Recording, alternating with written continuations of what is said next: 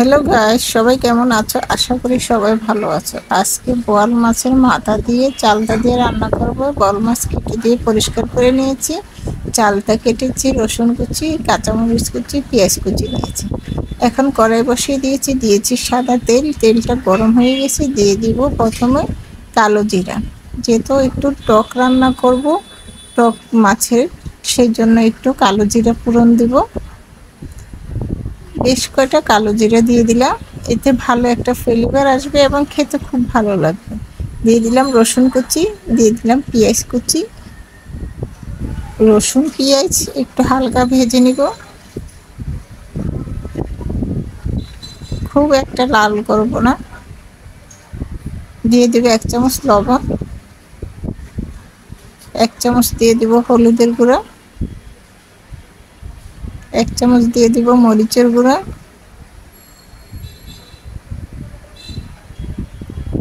ঝালটা যে যে পরিমাণে খাবেন ওই পরিমাণে দিয়ে নেবেন, কম বেশি করা যাবে, কোনো সমস্যা নেই। মশলাগুলি একটু তেলে ভেজে নিচ্ছি। এখানে কিন্তু আমি আদা বাটা ব্যবহার করিনি, গোটা রসুনটাকে একটা রসুনের 2টা ফালি করে দিয়ে দিয়েছি।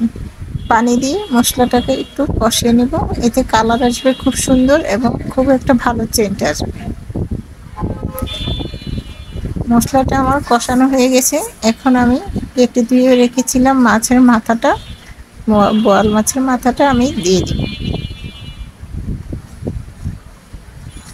মশলার মধ্যে নেড়ে চেড়ে কিছুক্ষণ এভাবে করে কষিয়ে নেব।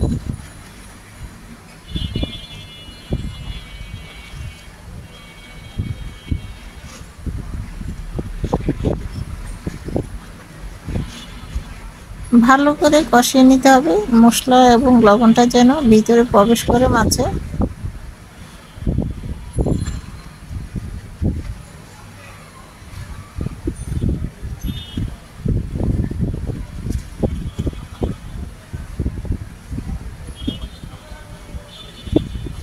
এই কাজটা খুব সময় লাগিয়ে করতে হবে, একদম ধীরে ধীরে মশলাগুলি যেন মাছের গায়ে মিশে যায়, সেইভাবে কষিয়ে নিতে হবে। পরিমাণ মতো ঝোল দিয়ে দেব। কষানো হয়ে গিয়েছে।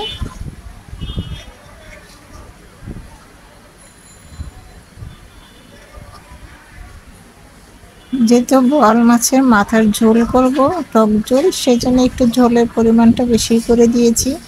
দিয়ে দিব কয়েকটা কাঁচামরিচ কুচি।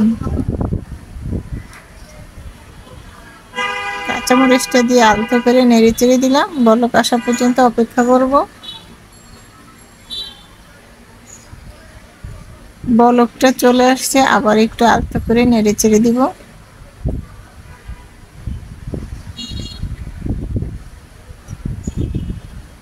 এইভাবে তরকারিটা রান্না করলে আলাদা একটা ফ্লেভার আসে। একদম খুব সুন্দর করে মাছগুলি কষিয়ে নিয়েছি এবং এখন দিয়ে দিলাম চালতাটা। চালতা ফালি করে নিয়েছিলাম টক, চালতাটা দিয়ে আলতো করে নেড়ে চেড়ে দিচ্ছি।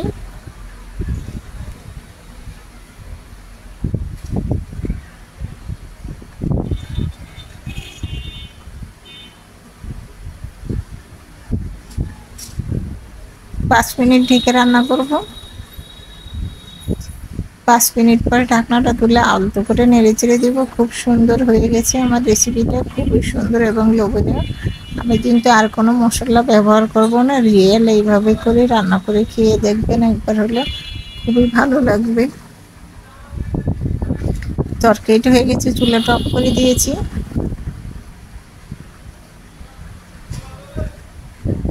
চুলা থেকে নামিয়ে একটা মিশ্রণ বলে বেড়ে দেখাবো কতটা সুন্দর এবং লোভনীয় হয়েছে, খেতে অসাধারণ মজা ছিল।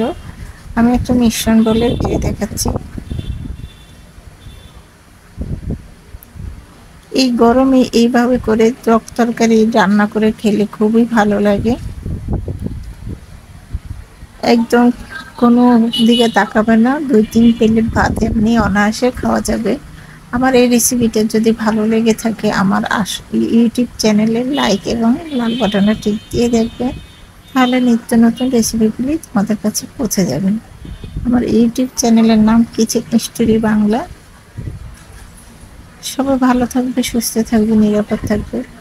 রেসিপিটা এই পর্যন্তই। আল্লাহ হাফেজ।